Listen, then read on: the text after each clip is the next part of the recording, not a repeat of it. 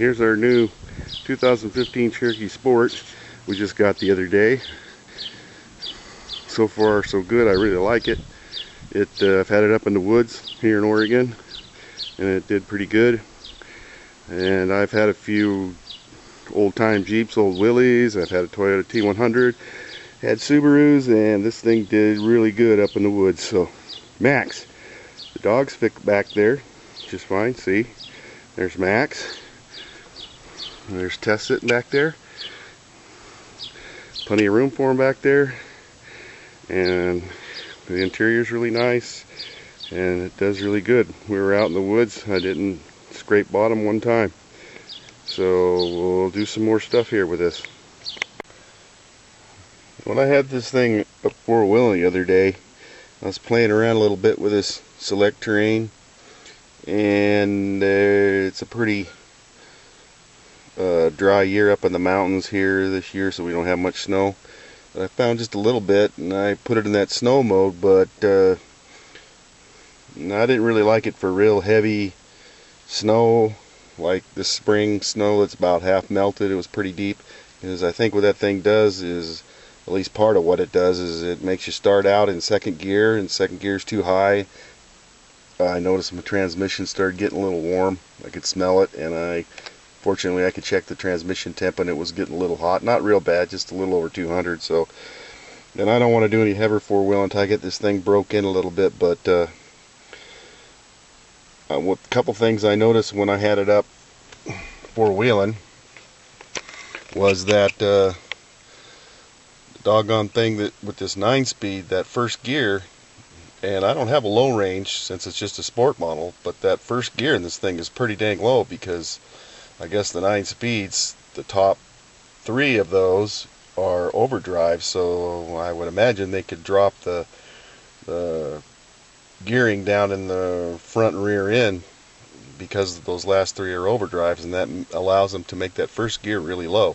So I was really impressed that the first gear seemed to have a little bit of grunt. Now, I didn't do any real hardcore four-wheeling. A couple little spots I tried, rutty and muddy. And the other thing is this thing has I think they call it differential brake lock, which is sort of like the old trick we used to do with our old open differential Jeeps, is manipulate the emergency brake a little bit when you lost traction on one side, and that would kind of stop that spinning wheel from spinning and you pick up traction on the other side. But with this thing, the computer does that for you. It applies a little bit of brake to the spinning wheel, so it puts power to your wheel that has traction, but it does it way better than you could do by hand, and it worked really well. I was impressed. I got into a couple really nasty spots, pretty nasty. It was uphill and muddy, but it just walked right out of it. I was impressed. And then I went up to this one really rocky spot, and it did the same thing. I think I had one wheel off the ground. You could tell it's working when the traction control light comes on. That tells you a wheel's spinning and it's kicking in, but it worked really well. I was impressed. So so far so good. I really like this thing. It's nice. I like the setup. I guess I've said it's nice a few times, but it is. It's really nice, really smooth. And like I said, I've had a few Jeeps over the years. My first Jeep was a 51 Willys and had a 327 jammed in it, and that thing was a rocket ship, and it was a really good four-wheeler. You could just light up the tires and spin through anything. But when you got it out on the highway, you could only go like 45 miles an hour. So this is great. I like all this technology. People kind of knock it sometimes, but you go sit in one of those old Jeeps and drive it around a little bit, and while they'll beat the heck out of you, and you can't get crappy gas mileage. And but that nostalgia kind of sticks with us. But I like this one.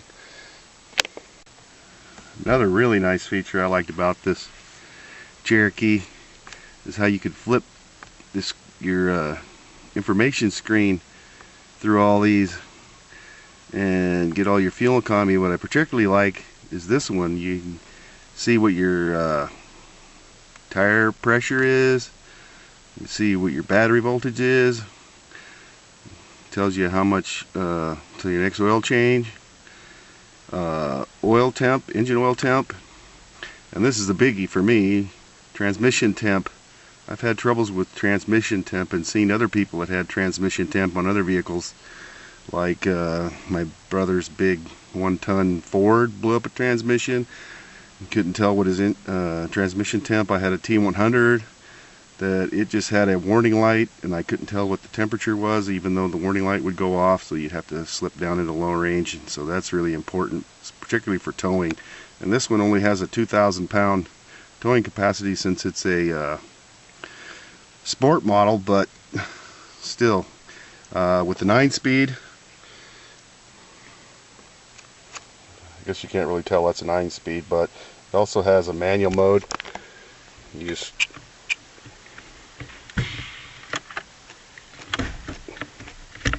flip it this way, and you could change gears on your own just by flipping it up and down. That's really good. You can get it right in the sweet spot for the engine when you're towing. So, but I know that the upgraded models with a towing package will tow like 3,500 pounds, or is it, I think 3,500 pounds, but that makes a huge difference. You can watch your transmission temp, and you can get the dang thing in the right gear manually, right in the sweet spot. So it's a really nice setup.